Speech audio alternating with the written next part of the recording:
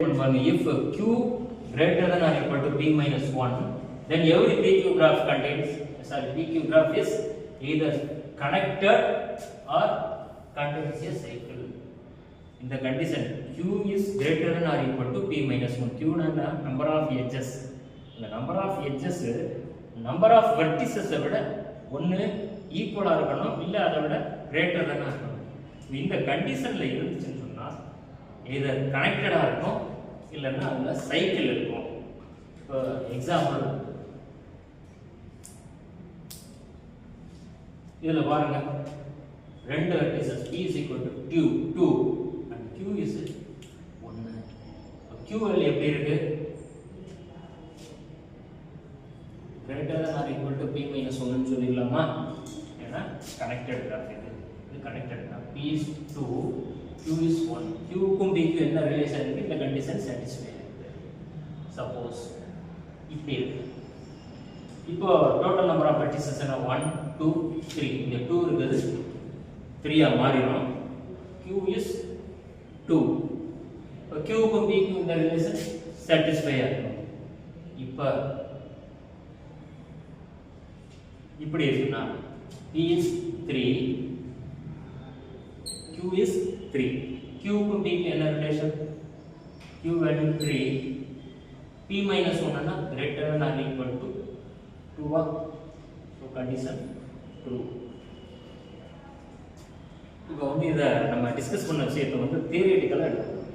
First proof, assume the contrary, இல்லனா first ஸ்டெப்ல let G be a PQ graph with q greater than or equal to p minus 1. இங்க கொடுத்திருக்க condition அப்படி எழுதிட்டு which is neither connected nor contains a cycle. இது வந்து first லைன்ல proof assume பண்ணி என்ன எழுதுறோம்? let G be a graph ன்னு எழுதிட்டு இந்த கண்டிஷன் எடுத்து எழுதுறோம்.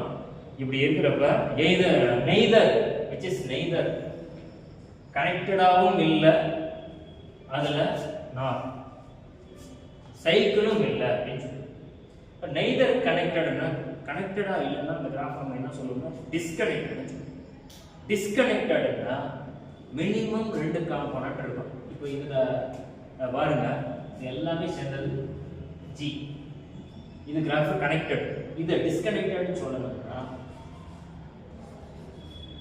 இது ஒரு பார்ட், இது G1, இது மட்டும் ஒரே ஒரு வெர்டெக்ஸ் இருக்கு இல்லையா, இது G2. இப்படி குறைஞ்சபட்சம் இந்த ரெண்டு காம்போனன்ட் இருந்தா தான் நம்ம அதை வந்து டிஸ்கனெக்டட் கிராஃப்னு சொல்லுவோம். இங்க என்ன சொல்றோம்? let G1 G2 etc Gt.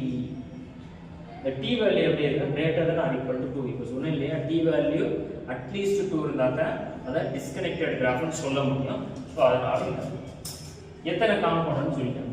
t components of G. ஒவ்வொரு காம்போனன்ட்டையுமே நம்ம இப்போ இதுல பாருங்க, இல்ல G1 ன்னு ஒரு காம்போனன்ட், G2 ன்னு ஒரு காம்போனன்ட் சொல்றோம். இது மாதிரி எத்தனை காம்போனன்ட் இருக்கு? Gt இருக்கு. சோ எல்லாத்தையும் கம்பைன் பண்ணி என்ன எழுதுறோம்னா let Gi have Pi vertices and Qi edges. Gi ங்கிற graph Gi components Pi vertices and Qi edges. இந்த i வேல்யூ எப்படி இருக்குன்னா 1 ல இருந்து t வரை 1 less than or equal to i less than or equal to t. இப்போ நம்ம தனித்தனியா என்ன எழுதலாம்னா G1 have, the G1 has P1 vertices and Q1 edges, G2 has P2 vertices and Q2 edges. இந்த மாதிரி தனித்தனியா எழுதுறதுக்கு பதிலா ஒரே லைனா let Gi have Pi vertices and Qi edges ன்னு ஒரே லைன்ல முடிச்சிட்டோம். சோ அந்த i values from 1 to t இது முடிஞ்சு. நம்ம என்ன அஸ்யூம் பண்ணிருக்கோம்? neither connected nor contains a cycle. neither connected வச்சு இதுவரை டெரைவ் பண்ணிட்டோம். அடுத்து என்ன சொல்ல போறோம்னா nor contains a cycle. அந்த கிராஃப்ல சைக்கிள் இல்ல. நமக்கு தெரியும் ஒரு கிராஃப்ல சைக்கிள் இருக்கணும்னா என்ன கண்டிஷன் சாட்டிஸ்ஃபை ஆகும்னா q is greater than or equal to p. q value இருக்கணும்னா இந்த கண்டிஷனை சாட்டிஸ்ஃபை பண்ணணும். இப்படி ஒரு தியரம் பார்க்கணும். இந்த கண்டிஷனை சாட்டிஸ்ஃபை பண்ணிட்டா அந்த கிராஃப்ல சைக்கிள் இருக்கும். நம்ம இங்க எடுத்துக்கிறது வந்து நார் கண்டெய்ன்ஸ் சைக்கிள் இல்லன்னு எடுத்தாச்சு. பாருங்க தியரம் 1.4 எழுதியாச்சு. இப்போ நான் சொன்னேன் இல்லையா, Q is greater than or equal to P இருந்துச்சுனாக்க அந்த கிராஃப்ல சைக்கிள் இருக்கும். நம்ம இங்க 4 சைக்கிள் எடுத்ததுனால இந்த கண்டிஷன் இருக்காது. Q greater than or equal to P இல்ல அப்படின்னா இது எப்படி இருக்கும்? Q is less than P இருக்கும். இந்த Q is less than P எப்படி எழுதலாம்? less than or equal to P minus 1 ன்னு போடலாம். இதுதான் இங்க என்ன ஆகுது? இங்க நமக்கு எத்தனை காம்போனன்ட் இருக்கு? T காம்போனன்ட்ஸ் இருக்கு. எல்லாத்துக்கும் satisfy ஆகிற மாதிரி Qi less than or equal to Pi minus 1 for each in. இப்போ நான் என்ன பண்ண போறேன்னா total number of edges find பண்ணலாம். total number of edges இப்போ Q வேணும்னா ஒவ்வொரு காம்போனன்ட்லயும் இருக்கக்கூடிய edges எல்லாத்தையும் ஆட் பண்ணேன். எல்லாத்தையும் நான் ஆட் பண்ணேன்னா Q1 plus Q2 etc. Qp.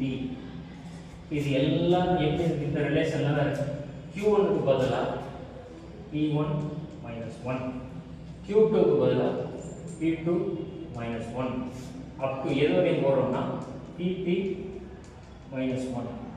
இப்போ நான் என்ன பண்றேன்? இது எல்லாத்தையும் எந்த ரிலேஷன் இது? less than or equal to symbol. அதனால இந்த இடத்துல மாறி இருக்கு less than or equal to symbol.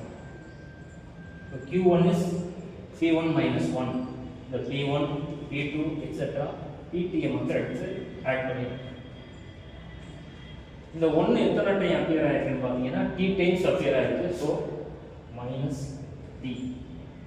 இது எல்லாமே இந்த P1ங்கிறது ஃபர்ஸ்ட் காம்போனன்ட், அதாவது G1ங்கிற காம்போனன்ட்ல இருக்கக்கூடிய வெர்டிசஸ். P2ங்கிறது செகண்ட் காம்போனன்ட்ல இருக்கக்கூடிய வெர்டிசஸ். இது எல்லாத்தையும் ஆட் பண்ணோம்னா we get total number of vertices. இது T. இந்த Tங்கிறது அப்படியே எடுக்கிறோம். T வேல்யூ நமக்கு தெரியும் எப்படி இருக்கும்? Greater than or equal to 2. அதாவது மினிமம் 2 இருந்தால் தான் அதை டிஸ்கனெக்டட் சொல்லுவோம். அந்த கான்செப்ட் போடுறோம். So T is equal to 2. less than or equal to 2. So Q வந்து less than or equal to P minus 2ன்னு எனக்கு கிடைச்சிருச்சு. ஆக்சுவலாக நம்ம அசம்ஷன் என்ன? less than or equal to P minus 1ன்னு வரணும். நமக்கு P minus 2ன்னு கிடைச்சிருச்சு. So this is contradiction to our assumption. அப்போ இந்த கிராஃபில் வந்து either கனெக்டடாக இருக்கணும் இல்லைன்னா சைக்கிளாக இருக்கணும். எப்போ Q greater than or equal to P minus 1 இருக்கும். ஒரு சின்ன எக்ஸாம்பிள் மட்டும் பார்க்குறீங்க. இப்போ இது ஒரு காம்போனன்ட் G1, இது ஒரு காம்போனன்ட் G2. இப்போ இங்கே எத்தனை வெர்டிசஸ் இருக்குன்னு பார்த்தோம்னா 5 வெர்டிசஸ் இருக்கு. எட்ஜஸ் எத்தனை இருக்கு? 1 2 3 4. இங்கே 2 வெர்டிசஸ் 1 எட்ஜ். இது ரெண்டையும் நான் ஜாயின் பண்ணுறேன்னு வச்சுக்கோங்களேன். இந்த P Q, இது P Q. இது ரெண்டையும் பார்க்குறப்ப நமக்கு என்ன ரிலேஷன் இருக்கு? Q is equal to P minus 1 இருக்கா? ரெண்டுலையுமே Q is equal to P minus 1 இருக்கிறதுனால இதை நம்ம கனெக்டட்னு சொல்லிடுறோம். சப்போஸ் இப்படி ஒரு லைனை நான் சேர்க்கிறேன்னா இந்த Q is equal to P minus 1 வருது. இந்த 4 வந்து என்ன ஆகும்னா 4 plus 1ன்னு வரும். 4 plus 1ன்னா என்ன? 5. 5னா நம்ம Q is equal to P. இப்படி இருக்கப்ப சைக்கிள் வந்துடுதா? இப்படி இது மட்டும் தான் வரணுங்கிற அவசியம் இல்லை. சப்போஸ் இப்படி ஒரு லைன் வருதுன்னு வச்சுக்கோங்க. 5 plus 1 6. இந்த இடம் எப்படி மாறணும்னா கிரேட்டர் தன்னா மாறும். ஆல்ரெடி ஈக்குவல் டு வந்தாலும் சைக்கிள் வரும், கிரேட்டர் தென் வந்தாலும் சைக்கிள் வரும். இப்படியே போயிட்டே நம்ம எப்பவுமே பல காம்போனண்ட்டாக பிரிச்சிருக்கோம்னு வச்சுக்கோங்க. இப்போ 2 காம்போனண்ட்டாக ஒரு கிராஃபை நான் பிரிக்கிறேன்னா இப்போ இது ஒரே ஒரு காம்போனண்ட்டாக இருக்குது. இதை நான் 2ஆக பிரிக்கணும்னா இதில் இருக்கக்கூடிய ஒரு எட்ஜை இந்த எட்ஜையும் கட் பண்ணுறேன்னு வச்சுக்கோங்க. கட் பண்ணுறேன்னா நமக்கு எப்படி கிடைக்கும்னா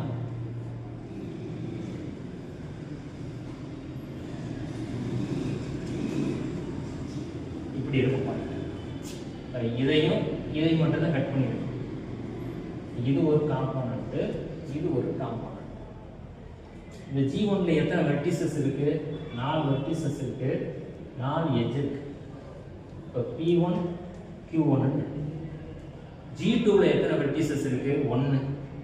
so P2 value 1, Q2 is 0. இப்போ இந்த ரெண்டு காம்போனன்ட்டையும் சேர்க்கிறோம். ஒரு ஸ்டேட்மெண்ட் சொன்னீங்க இங்க வாங்க. ஒரு கிராஃப்ல தனித்தனி காம்போனன்ட்ல இருக்கக்கூடிய வெர்டிசஸ் எல்லாத்தையும் நான் ஆட் பண்ணேன்னா டோட்டல் வெர்டிசஸ் கிடைச்சிடும். P1, P2, etc. P2. இப்போ இதுல பாருங்க, இந்த எக்ஸாம்பிள்ல இதுல எத்தனை வெர்டிசஸ் இருக்கு? 4. இதுல எத்தனை வெர்டிசஸ் இருக்கு? 1.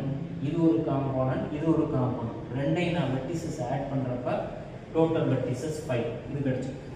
அதுதான் எழுது டோட்டல் வெர்டிசஸ். இதே மாதிரி Q கவுண்ட் பண்ணி பாருங்க. இதுல எப்படி இருக்கு?